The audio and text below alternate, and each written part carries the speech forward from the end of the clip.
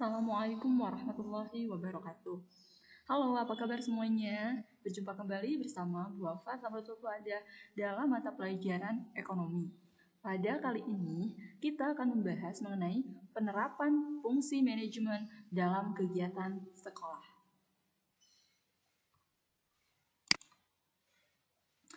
Oke, kita lihat dulu ya. Lihatlah sekolah kalian.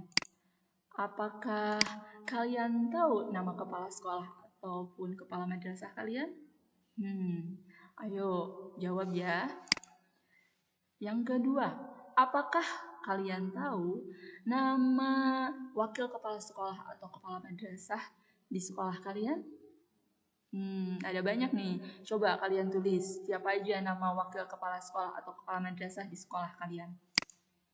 Yang ketiga, kira-kira guru-guru yang mengajar kalian bisa menyebutkannya nggak? Guru bahasa Indonesia, guru ekonomi, guru biologi, guru sejarah, guru geografi. Nah, kemudian adakah di antara kalian yang menjadi pengurus OSIS, organisasi siswa intrasekolah? Jika kalian sudah bisa menjawab ini semua, berarti kalian sudah bisa menggambarkan tentang manajemen sekolah. Mari kita lihat pengertiannya. Apa sih manajemen sekolah itu? Manajemen sekolah adalah suatu kegiatan yang dilakukan secara efektif dan efisien untuk meningkatkan kinerja sekolah dalam mencapai tujuan pendidikan, baik tujuan nasional maupun tujuan kelembagaan. Nah, di sekolah itu ada tingkatan manajemennya. Tingkatan manajemen sekolah yang pertama. Nah, manajemen puncak. Manajemen puncak ini adalah manajemen yang diduduki oleh kepala sekolah atau kepala madrasah.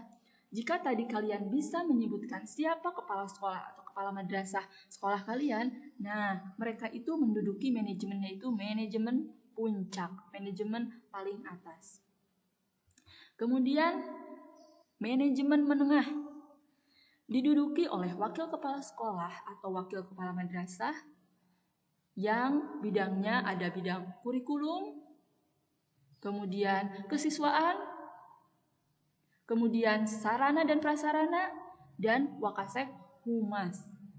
Nah, di sekolah kalian tadi, jika kalian udah bisa menjawab, ada siapa aja nama wakasek kurikulum atau wakasek kesiswaan yang ada di sekolah kalian, berarti mereka menduduki manajemen menengah. Yang terakhir, tingkatan manajemen sekolah yaitu manajemen bawah yang diduduki oleh guru dan staf PU serta staf lainnya. Berarti Ibu sebagai guru ekonomi ada di manajemen bawah karena kita termasuk manajemen bawah. Kemudian fungsi manajemen dalam kegiatan sekolah. Apa sih fungsinya manajemen itu dalam kegiatan sekolah? Ada 4 fungsi manajemen dalam kegiatan sekolah. Yang pertama, perencanaan, yaitu merencanakan segala hal yang berhubungan dengan penerimaan siswa baru, pengakuan hasil belajar siswa dari awal, dan persiapan pembelajaran untuk peserta didik atau untuk para siswa. Jadi direncanakan dulu, diprogramkan dulu di dalam perencanaan. Kemudian yang kedua, ada pelaksanaan pembelajaran. Nah, pelaksanaan pembelajaran ini dilaksanakan nanti oleh guru. Nanti di sana akan dituliskan pendekatan pembelajarannya seperti apa, metode pembelajaran yang dilakukannya seperti apa, tahapan pembelajarannya, dan pelaksanaan pembelajarannya. Sehingga guru-guru yang mengajar kalian itu, nanti masuknya di sini dalam pelaksanaan pembelajaran. Kemudian yang ketiga, evaluasi hasil belajar. Jadi di sini untuk menentukan peserta didik atau siswa dapat memahami pembelajaran, maka dilakukan evaluasi dengan menggunakan berbagai instrumen dan teknik. Misalkan pada saat ulangan harian, kemudian pada saat kuis, pada saat UTS ataupun PAS. Nah, ini adalah evaluasi hasil belajar untuk mengetahui hasil belajar siswa. Kemudian yang terakhir, evaluasi program. Proses pengukuran dan penilaian semua program yang berkenaan dengan konteks lingkungan sekolah, inputnya, prosesnya, outputnya, dan hasil yang diperoleh. Maksudnya apa ini? Maksudnya mengevaluasi program ini, mengevaluasi semua dari awal, dari perencanaan, kemudian dari pelaksanaan pembelajaran, dan dari hasil evaluasi hasil belajar. Sehingga nanti hasilnya dapat diketahui bagaimana fungsi manajemen dalam sekolah itu, apakah program-programnya telah dilaksanakan dengan baik atau tidak. Kita akan membahas mengenai manajemen puncak. Manajemen puncak yang diduduki oleh kepala sekolah atau kepala madrasah ada fungsinya, yaitu fungsinya sebagai edukator, sebagai manajer, sebagai administrator, sebagai supervisor, sebagai pemimpin atau leader, sebagai inovator, dan sebagai motivator. Sebagai edukator, bertugas melaksanakan proses belajar mengajar secara efektif dan efisien. Sebagai manajer, bertugas menyusun perencanaan, mengkoordinasikan kegiatan, melaksanakan pengawasan, melakukan evaluasi, menentukan kebijakan, mengadakan rapat, dan mengambil keputusan. Sebagai administrator, bertugas menyelenggarakan administrasi yang meliputi perencanaan, pengorganisasian, pengarahan, dan pengawasan. Sebagai supervisor, bertugas menyelenggarakan supervisi antara lain mengenai kegiatan belajar mengajar yang dilakukan oleh guru, kegiatan bimbingan dan konseling, kegiatan ekstrakurikuler, dan kegiatan OSIS.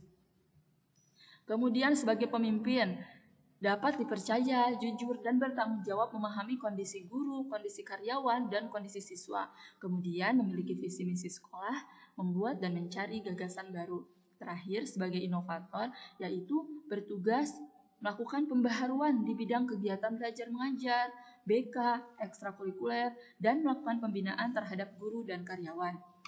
Nah, ini semua adalah fungsi dari kepala sekolah yang menduduki manajemen puncak. Nah, terakhir sebagai motivator, tadi ketinggalan sebagai motivator yang bertugas mengatur ruang kantor yang kondusif untuk bekerja dan pembelajaran, mengatur ruang laboratorium, mengatur ruang perpustakaan, dan mengatur halaman sekolah.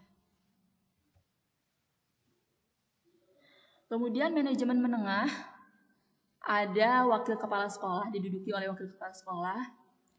Nah, manajemen ini berfungsi untuk membantu kepala sekolah dalam mencapai tujuan sekolah.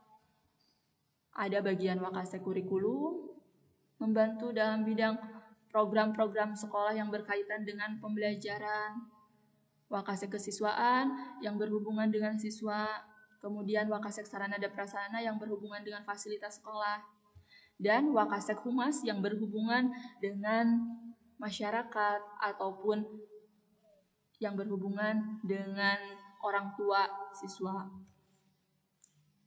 Kemudian manajemen bawah diduduki oleh guru yang benar-benar tugasnya mengajar siswa, kemudian oleh tata usaha melaksanakan ketatausahaan sekolah, mengelola keuangan sekolah, dan mengelola administrasi guru dan siswa. Kemudian pustakawan. Nah, pustakawan ini adalah dia yang bekerja di perpustakaan. Mereka merencanakan pengadaan buku, pelayanan perpustakaan. Kemudian yang terakhir di bidang laboratorium. Nah, ini laboratorium biasanya untuk MIPA, ada laboratorium fisika, biologi, kimia, seperti itu. Nah, untuk siswanya sendiri ada nih fungsi manajemen untuk siswa ada di kegiatan OSIS. Apa sih OSIS itu?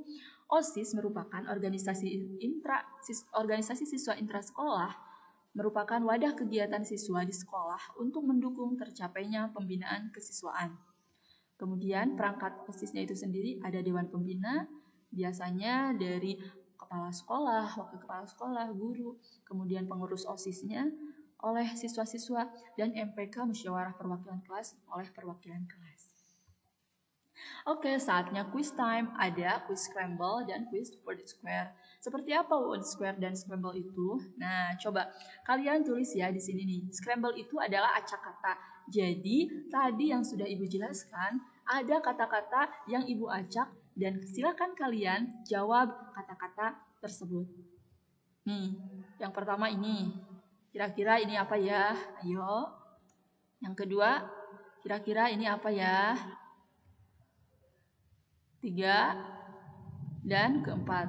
Ayo, ini tulis di kolom komentar. Jawab untuk scramble. Yang selanjutnya. Nah, kalau word square ini, kalian cari berapa kata yang kalian temukan di kolom word square ini dari materi yang sudah dijelaskan tadi. Oke, sebutkan minimal 3 saja kalian temukan kata apa yang terdapat di word square ini, tulis di kolom komentar. Oke, terima kasih untuk pembelajaran hari ini. Sampai jumpa lagi di video selanjutnya. Assalamualaikum warahmatullahi wabarakatuh.